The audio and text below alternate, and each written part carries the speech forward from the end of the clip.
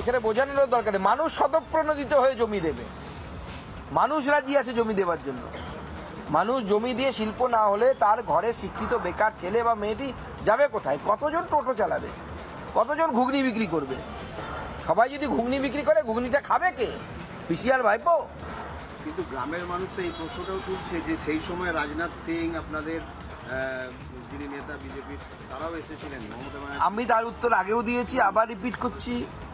তখন আমরা এনডিএর পার্ট ছিলেন মমতা বন্দ্যোপাধ্যায়।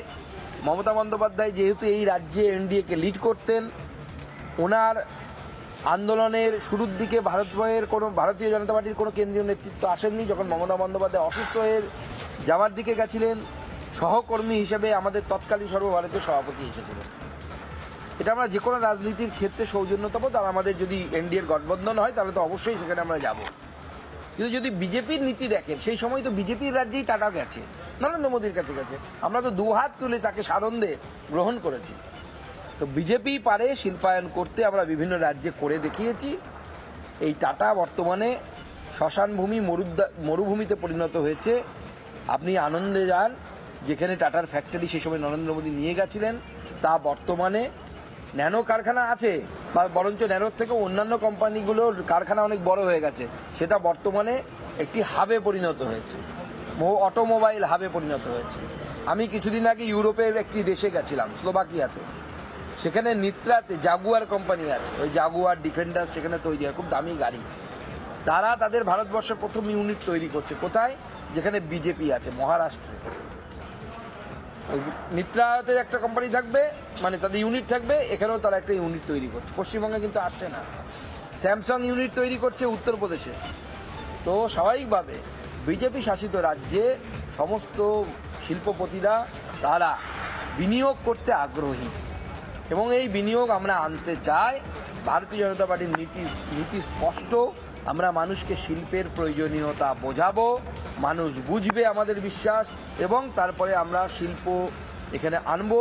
শিল্পপতি এবং বিনিয়োগকারী যারা আছেন তাদের সাথে কথা বলে, তাদেরকে আবেদন করে, ল অ্যান্ড অর্ডার ঠিক করে, আর সব থেকে বড় কথা তোলাবাজি বন্ধ করে। বিজেপির কোনো নেতাও যদি শিল্প যখন তৈরি হবে সে সময় তোলাবাজি করতে চায়, আমি আজকে এই গ্যারান্টি দিচ্ছি, সেদিন তার ঠাঁই শ্রীঘরে, অর্থাৎ জেলের ভেতরে হবে।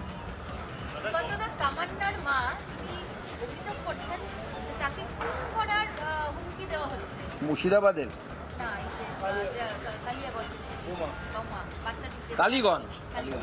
কালীগঞ্জে সেই বাচ্চা মেয়েটি, যে মেয়েটি ছবি আঁকতে ভালোবাসতো, যে মেয়েটি দেশ সেবার কথা বলতো, সেই মেয়েটি সেদিন তৃণমূল কংগ্রেসের উল্লাসের জন্য তার জীবন গেছে। এবার তৃণমূল কংগ্রেস যেন তেন প্রকারেণ চেষ্টা করছে ওই পরিবারটিকে নিজেদের কবজায় নেবার জন্য। সেই কবজায় নেবার জন্য যদি মৃত্যুও হতে পারে, তো ওই এলাকায় বলেছে, আমি যখন গেছিলাম, আশেপাশের সমস্ত সংখ্যালঘু অধ্যুষিত মানুষ, সংখ্যালঘু গ্রাম, মুসলিম গ্রাম, তারা বলেছিল যে দাদা এই বাড়িগুলোতে যান, তৃণমূল কংগ্রেসের নেতাদের বাড়ি বা গুন্ডাদের বাড়ি, তাদের প্রত্যেকের বাড়িতে ভর্তি হচ্ছে বন্দুক, সকেট, এসব নিয়ে ভর্তি। এইভাবে আজকে বা আগামীকালে যদি দেখা যায় যে তমান্নার মা বোম পড়ে মারা গেছে, আমি অন্ততপক্ষে অবাক হব না। রাজ্য সরকারের উচিত এই বিষয়ে ব্যবস্থা নেওয়া। কারা হুমকি দিচ্ছে তাদেরকে পুলিশের উচিত গ্রেপ্তার করা, এবং বাচ্চা মেয়েটির মা এবং পরিবারের সুরক্ষার ব্যবস্থা করা। দাদা বলছি,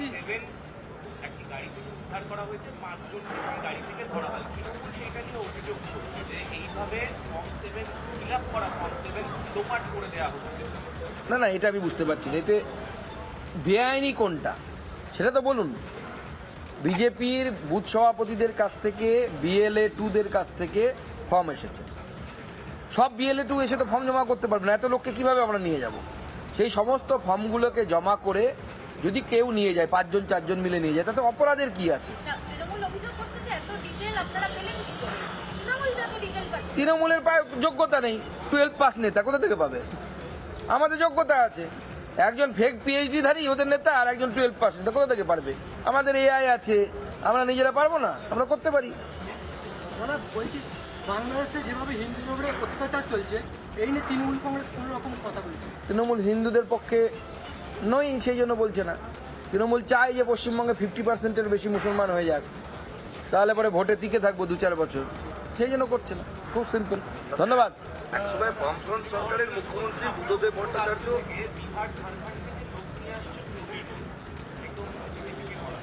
ওনাকে বলুন না অভিযোগের সাথে একটু কাগজ দেখাতে। কাগজ দেখাবো না, এটা চলবে না, প্রমাণ দেখাতে হবে। মানে উকিল মানুষ, উনি অ্যাডভোকেট, ল দেখে পড়েননি উনি, প্রমাণ দেখাতে সব কিছুতে। জাজকে ওরকম যদি মুখে গিয়ে বলেন তো বলুন, জাজকে গিয়ে শুনবে? হাওয়া গরম করার চেষ্টা করছে, খেলবো না করার চেষ্টা করছে। তার কারণ বুঝতে পেরেছেন এবার কিন্তু খেলা হবে এবং তৃণমূল হারবে। তবে একসময় বামফ্রন্ট সরকারের মুখ্যমন্ত্রী বুদ্ধদেব ভট্টাচার্য সিঙ্গুরে চেক বসিয়েছিলেন এবং তিনি টাটাকেও নিয়ে এসেছিলেন, কিন্তু সিঙ্গুরে কি পারবেন আপনারা ফের টাটাকে আনতে? একদম পারবো। বুদ্ধদেব ভট্টাচার্য কেন পারেননি সেটা আগে বুঝুন। বুদ্ধদেব ভট্টাচার্য তার প্রকৃতির বাইরে গিয়ে কাজ করতে গেছেন, তার মানে তার পার্টির প্রকৃতির বাইরে গিয়ে। যে পার্টি 30 বছর ধরে স্লোগান দিয়ে এসছে, টাটার কালো হাত ভেঙে দাও গুড়িয়ে দাও, বিল্লার কালো হাত ভেঙে দাও গুড়িয়ে দাও, লালফিতে দিয়ে একের পর এক ফ্যাক্টরি যাদবপুরের সুলেখা থেকে শুরু করে সব চপট করে দিয়েছে, সে যদি বলে আমি শিল্প করব, তাহলে কুকুরকে ঘি খাওয়ানোর মতো হবে। তাই হয়েছে। আমরা তো ওরকম বলি না। আমরা এই নীতিতে বিশ্বাস করি যে শ্রমিক এবং মালিকের মধ্যে সৌহার্দ্যমূলক পরিবারের মতো রিলেশন হওয়া দরকার। কেউ শ্রেণী শত্রু নয়। বামফ্রন্ট মনে করে, সিপিএম মনে করে শ্রেণী শত্রু, মানে শ্রমিকের শত্রু মালিক, মালিকের শত্রু শ্রমিক। আমরা মনে করি না। আমরা মনে করি মালিকের বন্ধু শ্রমিক, শ্রমিকের বন্ধু মালিক। আমাদের আর ওদের দৃষ্টিভঙ্গির পার্থক্য আছে। এই জন্যই ওরা পারেনি, আমরা পেরেছি, পারছি, আগামী দিনেও পারবো। ধন্যবাদ। সিঙ্গুর থেকে সুকান্ত মজুমদার শিল্পের বার্তা দিলেন। পাশাপাশি যে ছবি দেখাচ্ছি আপনাদেরকে, জামবনের পথে শুভেন্দু অধিকারী।